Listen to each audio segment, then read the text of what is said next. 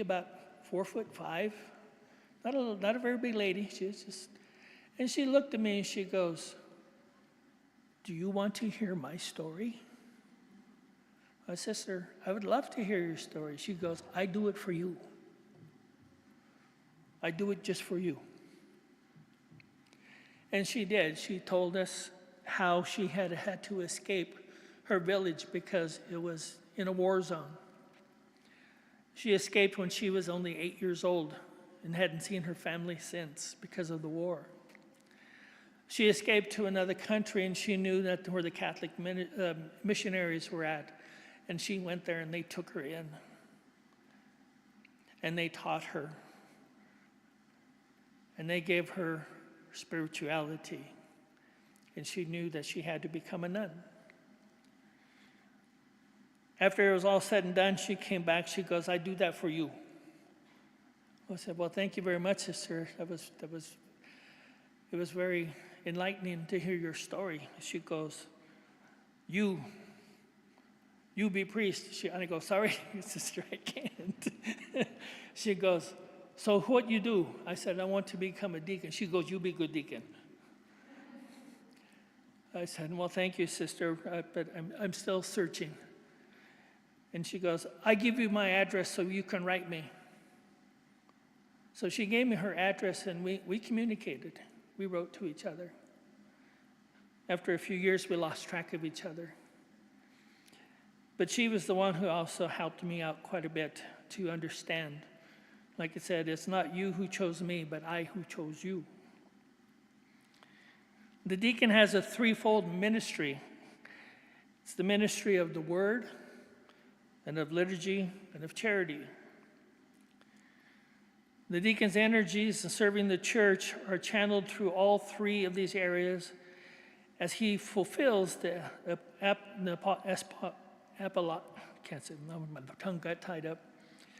apostolic original intent to continue Christ's presence in Mark chapter 10, verse 45, it says, "The Son of Man came not to be served, but to serve."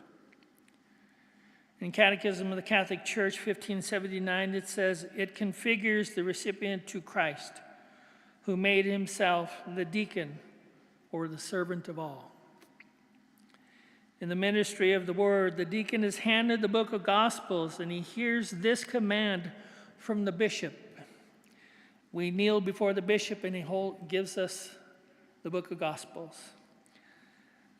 "Receive the gospel of Christ, whose herald you have become. Believe what you read, teach what you believe, and practice what you teach." That's not just words, it's our life. The deacon carries unique authority to proclaim the gospel, the good news of Jesus Christ. He does this not only from here at the AMBO, but in every way as he lives his life and his function as a deacon, and is an ordinary minister of Holy Communion.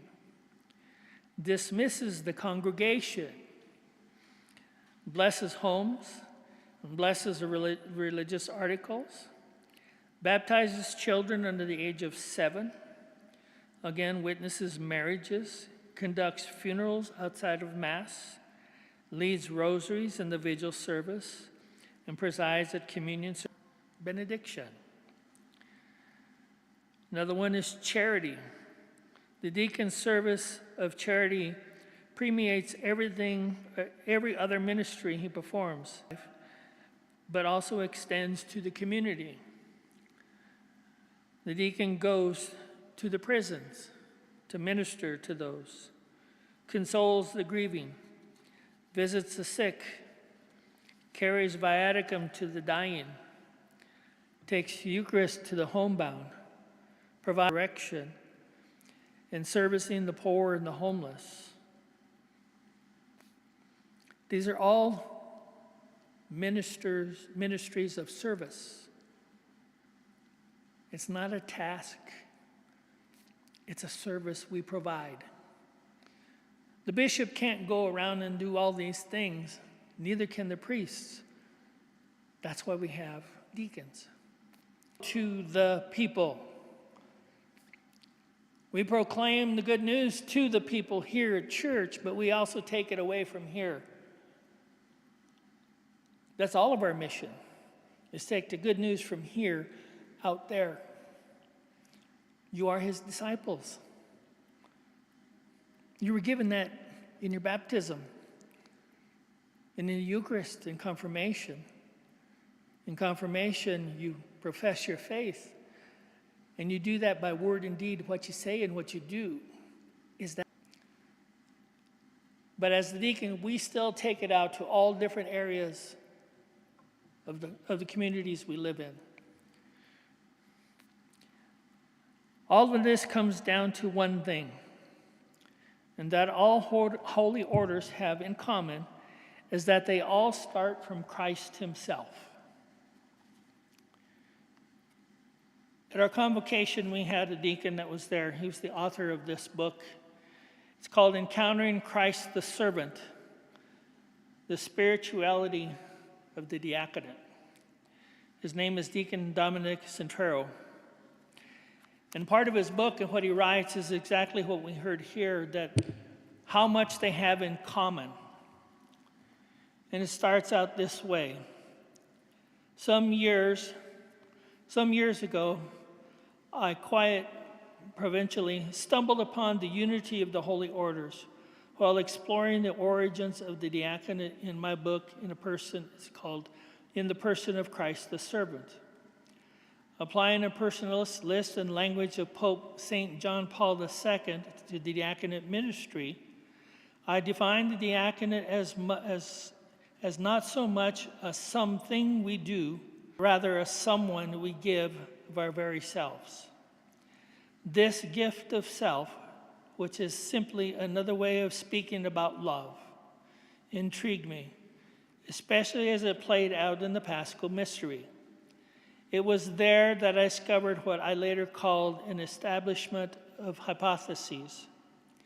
And it is grounded in three fundamental principles, the Paschal Mystery. That is to say, Christ's passion, death, and resurrection is the source of our salvation. Second, God offers this salvation through his church by the way of the sacrament of holy orders in church in 1536. Third, just as the Paschal Mystery was nothing less than the divine gift of self, so too is the perpetuated thought of the bishop, the priest, and the deacons. As good shepherds, as good disciples, by their own gift of self, of their own acts of love. In many respects, the Last Supper isn't only a part of the Paschal Mystery, it encapsulates it.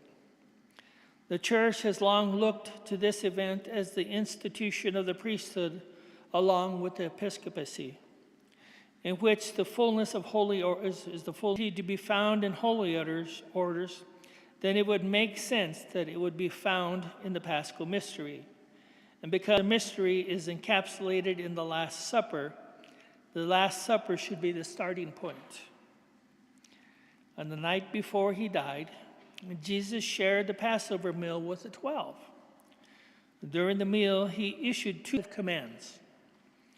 First set is found in the Synoptic Gospels. Take and eat and take and drink. Do this in memory of me. These are known as the institutional narratives, as they simultaneously instituted the Eucharist and the priesthood. However, during the same meal, Jesus issued another set of commands, and this is but in the Gospel of John. In John, after washing the feet of his disciples, Jesus says, I have given you a model to follow, so that as I have done for you, you should also do. This command is known as the mandatum.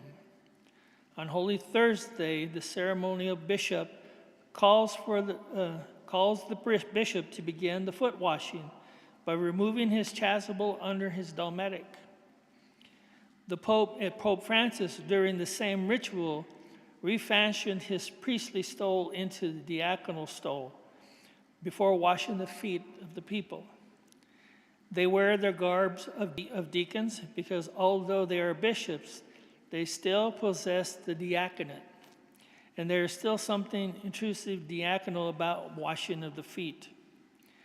In the Last Supper, this is one event that encapsulated the whole of the Paschal mystery. We have set two demonical, mistakenly priestly in nature, and the other unmistakably the diaconal. In respect, the established hypothesis isn't really new. A part of this also goes on, and it says here, there's 7 steps. Through his gift of self-giving on the cross, Jesus reconciles humanity to the Father. This offer of reconciliation is encapsulated and memorialized at the Last Supper. Step 2, in the Last Supper, Jesus issues 2 commands to his apostles, one priestly, the Eucharist, and the other diaconal. 3, these commands, in light of the Paschal mystery, establish both priesthood and diaconate. 4, the apostles have received a gift of self from Christ in the form of the priesthood and the diaconate.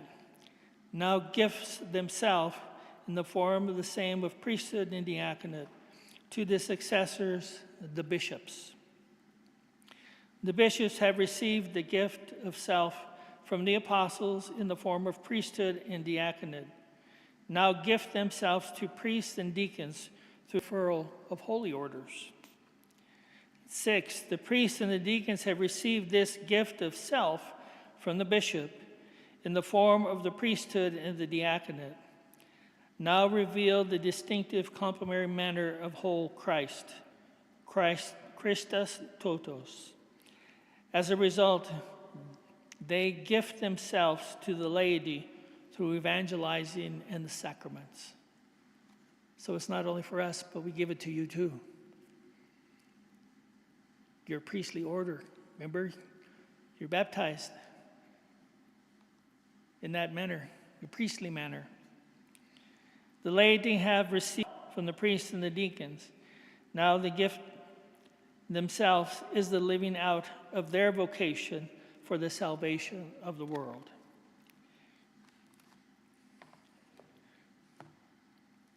So through Christ, the apostles were the bishops. Through Christ, he ordained the priests. Through the apostles, who chose the 7 reputable men to serve as deacons. All in all, holy orders are formed through Jesus Christ, who is priests and deacons in common and serve him with their whole life. This is what is called the line of succession. Father Tomas talked about that, so did Father Donation. The succession which all bishops and all priests and deacons can trace back the lineage of the succession to the apostles and to Jesus Christ himself. The diaconate is a sacramental sign of Christ the servant. I encourage you all to continually pray for the clergy, all clergy, and especially our new bishop.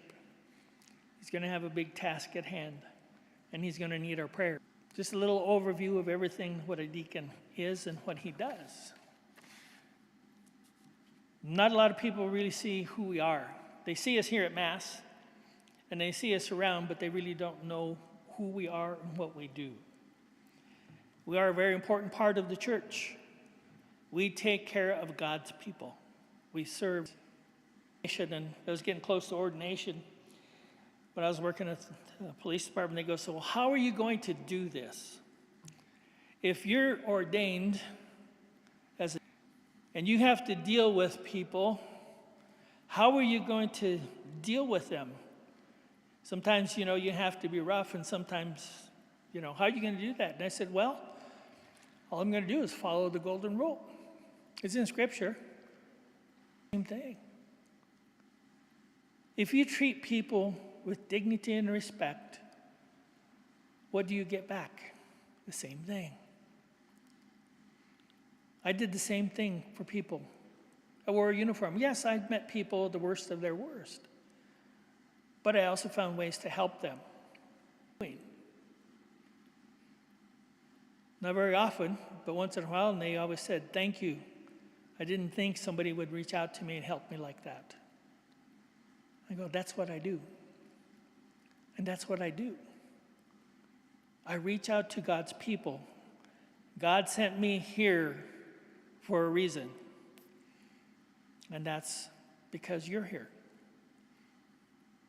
And I serve you. And I do it with the love of Christ. Any questions?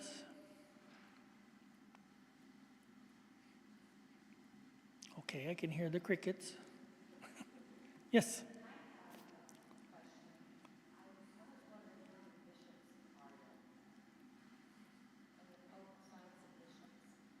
The Pope assigns the bishop, and the bishop oversees the church.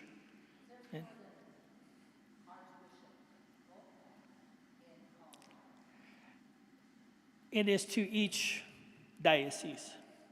Each diocese has its own bishop. So, like Colorado Springs, Golka was in Colorado Springs. They will be getting a new one. I don't know who it is yet. Yeah. No, Golka moved from Springs to here. So they have to replace him down there. So they have an archbishop to oversee the church of the Colorado Springs diocese. So there's only one archbishop in each state within each. They can also have an auxiliary bishop who helps the bishop. The form of the episcopate that he can have an assistant. It's just like the Pope has many, many, many assistants because he can't do all the different things, the tasks that he has to do. He has other people to help him. To continue to when he writes an encyclical, he writes it, but he gives it to other people to look at. And then they can give him feedback on it. And then he writes it again, and they just keep going until it's